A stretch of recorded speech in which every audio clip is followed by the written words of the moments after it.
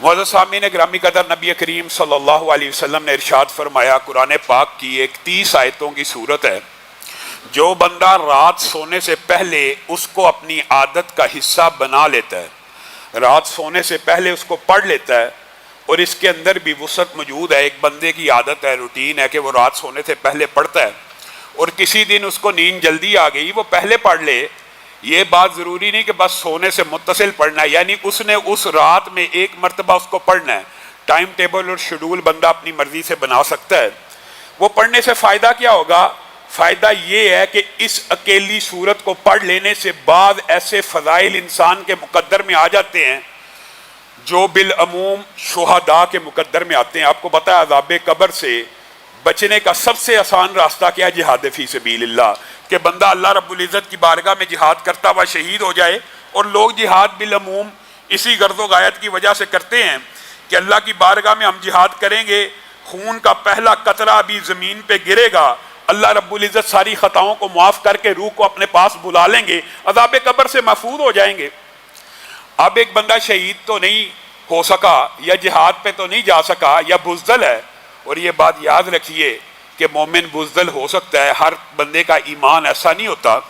अब उस बंदे को क्या चाहिए? वो क्या करे? वो सिर्फ सूरह मुल्क 30 आयतों की सूरत है, अगर हर रोज रात को पढ़ लेगा तो नबी करीम सल्लल्लाहु अलैहि वसल्लम ने फरमाया, कब्र के अंदर अगर उसके ऊपर अजाब आना भी चाहेगा तो ये सूरत जिस तरह मुर्गी अपने चूजों को अपने आगोश में ले लेती है, ये सूरत अपने पढ़ने वाले को अपनी आगोश में ले लेगी और अजाब के सामने डट जाएगी और अजाब के सामने खड़ी हो जाएगी। तेरी जुर्रत कैसे है?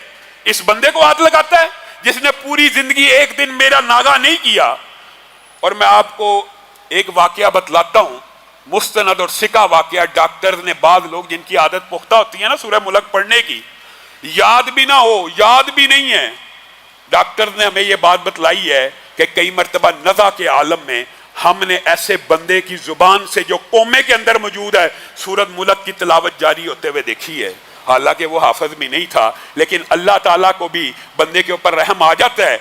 यानी ये सूरत इतनी जामे माने अज़ाब के सामने कि सिर्फ इस 30 आयतों की सूरत को अगर आप अपना लेंगे इंशाअल्लाह सब अज़ाब कब्र से बच जाएंगे। आज आपने इरादा करना है। कितने भाई वादा करते हैं कि जिंदगी में 30 आयतें पढ़ेंगे?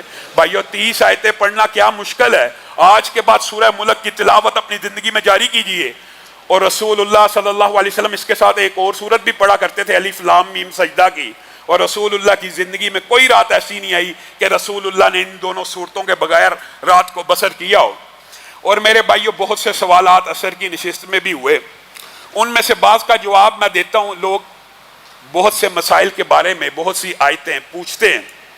एक आयत जो दुश्मनों के लिए, किसी ऐसे दुश्मन का जब पे आप हक पे हो और वो आपका हक गसब कर रहा हो, दुश्मन से मुराद ये नहीं कि कुफार और यहूद और नसारा ही हो, मुराद ये आप किसी इदारे में काम करते हैं, आप किसी इंस्टीट्यूशन में काम करते हैं, उसका बॉस आपके खिलाफ हो गया तो उसके लिए वजीफ़ा अक्सर लोग पूछते हैं। तो कुरान पाक की एक आयत है जिससे ये वजीफ़ा मुस्तार है, रब्बी अन्नी और रब्बी इन्नी दोनों पढ़ सकते हैं। रब्बी इन्नी मगलूबुन फंतसिर, रब्बी इन्नी मगलूबुन फंतसिर। और इसके साथ जो हदीस और असलाफ के रिवायत साबित है वो ये है, अल्लाहुम्मा इन्ना नजअलुका फी नुहूरिहिम व नऊज़ु बिका मिन शुरूरिहिम। ये भी वजीफा आपने याद करना है, या ये याद कर लें अल्लाहुम्मा कफीनीहिम बिमा शिअत, जैसे आप चाहें अल्लाह हमें इसके शर से बचा लें। इन वज़ाइफ को पढ़ लेने से, और अदद की बात दोबारा आपको कहूँगा कि 313 मरतबा कोई भी वजीफ़ा अगर आप शुरू करें नमाज के बाद, फ़र्ज़ नमाज के बाद 313 मरतबा पढ़ा करें। इसी तरह